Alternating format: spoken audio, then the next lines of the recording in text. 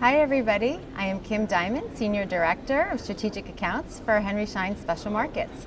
I am here today with Dr. Elizabeth Rydell, Chief Dental Officer for Midwest Dental. I welcome you today, Thanks, Kim. Dr. Thanks. Rydell. Would you let the Facebook audience know more about your role, your organization, and some focus around Midwest? Sure.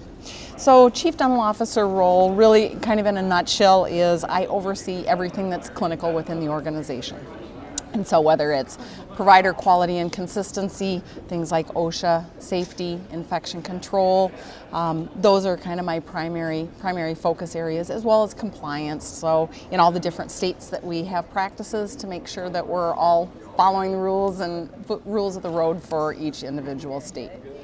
So Midwest Dental is an organization of about 210 practices, about 300 providers in 16 different states. So we've got kind of a span across the country.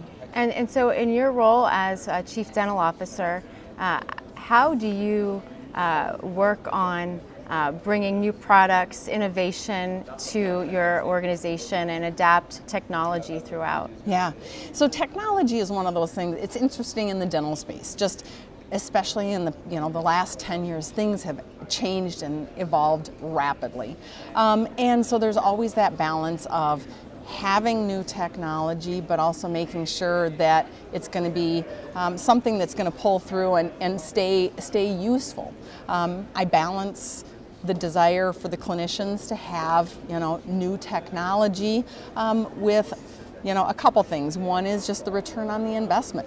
Sometimes equipment is expensive, and when you've got a long or a relatively short obsolescence cycle, meaning 3 to 5 years, and you're turning around and making that investment again, we need to make sure that we're going to have that balance with it, as well as that it is really going to create efficiency or the desired effect with our providers. Sometimes they get things and then it turns out it doesn't make me more efficient, or it takes more effort to implement it, and that can become a challenge too. So it's trying to kind of balance all of those things, but ultimately saying what's going to improve patient care.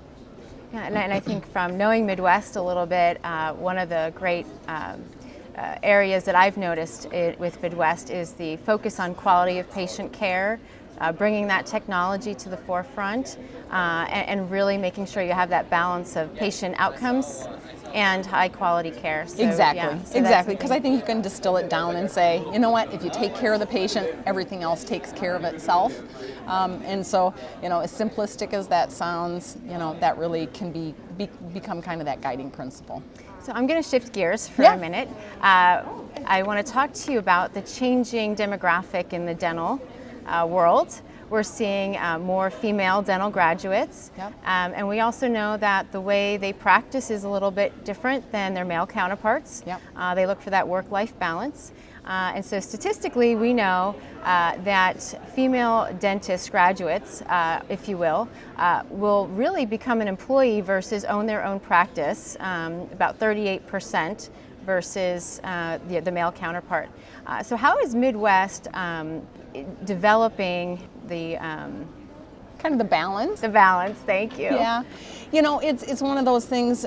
Some of our activities organizationally are also reflecting what's happening in the industry. You point out the statistics of women in dentistry, and it is one of those things that the profession is having to, just as a whole, meet the needs just with different practice models. The supported practice or more associateships become one of those things where those are becoming more prevalent. At Midwest, we're changing our focus a little bit in that we used to have over 60% of our practices were single doctor practices, maybe in more rural areas. Again, as that changes with the demographics, multi-doctor practices become more of a sustainable model, because if you have a provider that wants to, when they have a young family, wants to scale back and work part-time, it allows it. I mean, that was one of the things that brought me to group practice originally, was that ability to, I could still maintain a practice, even went to as few as 2 days a week when my kids were young, and allowed me to still have a great practice life, and yet I could balance that with being mom at home. So, And that's an amazing story, because you went from practicing 2 days a week at times, and then now you have a huge leadership role in one of the largest dental support organizations in the United States. So that's amazing. So what advice would you give to any female dental graduates, looking for that work-life balance, but also potentially looking into leadership? Sure. Well, a couple things. One is, I would just say, always be true to kind of your core convictions, and what you believe in your practice style. You don't have to waver on that, so you don't have to try to blend in to have, I'm going to say, to have the best of both worlds. The other thing I think is to really look for opportunity. Had somebody told me that, when I got out of dental school, that someday I would practice part-time or be with a large group, no, I probably wouldn't have believed in it. And even 6-7 years ago, if somebody had said, you know what, you're going to scale back from day-to-day clinical practice and wear more of an administrative hat, I wouldn't have said, oh yeah, I signed up for that, but it's looking for opportunity. So I think that's one of the other things is, always look for opportunities, because you don't know what's going to present an opportunity where you say, hey, I didn't think I was going to do that or go in that direction, but look what this opportunity does for me. There was a quote I heard once that has always been kind of a tenet, and it was Eleanor Roosevelt said it, that every day do something that scares you. One thing every day that just kind of pushes your envelope. And so I think that's probably the other thing, is always challenge yourself, because that becomes, it's easy to say, it's hard work, or that's out of my comfort zone, and it gives you the opportunities. You're a great example of that, so thank you, and a pleasure to work with.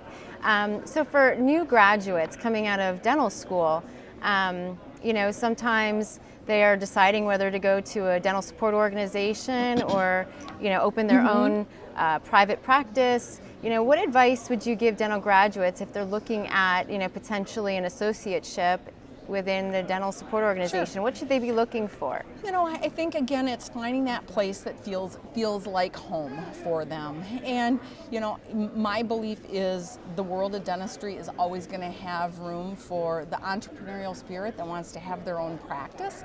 And then there's also going to equally be those opportunities for providers that say, you know what, I don't want that ownership. I don't have those same desires. So again, it's look at what's out there, find that place that feels like, hey, this matches up with my core values, and also not just the here and now. What does that opportunity look like down the road? If you have aspirations for more of an administrative role, you can maybe get that in a private practice. You may find that in a group practice, is more conducive to that kind of thing. So I think it's finding your home space and recognizing, where you go the first time doesn't mean you'll stay there for forever. That's really great feedback, because that's working with the dental schools on the Henry Schein side. Yeah. We know this is a subject that crosses their mind often. Sure. So this is really great advice, and hopefully people out there in Facebook world can hear that. And I just want to thank you for your time today. Really appreciate it. Great. Thanks, Kim. Thank you. It's nice to chat. Thanks everybody for joining.